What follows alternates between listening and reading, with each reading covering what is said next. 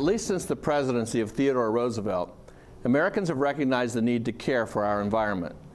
This recognition takes many forms as a matter of often heated debate.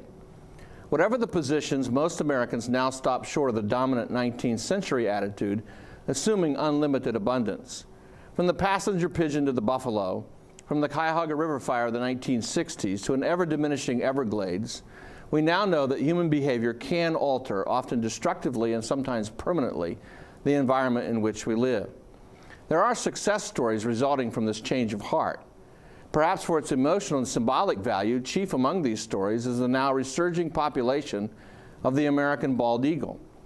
Other animals, water and land, are making a comeback too, like the timber wolf, cougar, Lake Erie, and the reclaimed strip mines of the Midwest.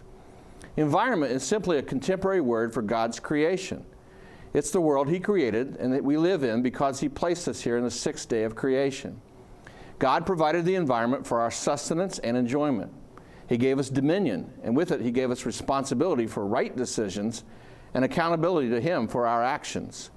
Christianity has often been blamed for producing an unfettered philosophy of resource development without regard for conservation. And indeed, many of our predecessors took an air of conquest into the wilderness that resulted in senseless ravaging of natural resources. Some of this attitude perpetuates to this day. But this is a false Christian worldview. It's one focused upon dominion without corresponding divine expectation of responsibility. A true Christian view of the environment remembers that God still owns creation. We just use it for a time for His glory. Maybe look at it this way: conserving the environment is an act of obedience and worship.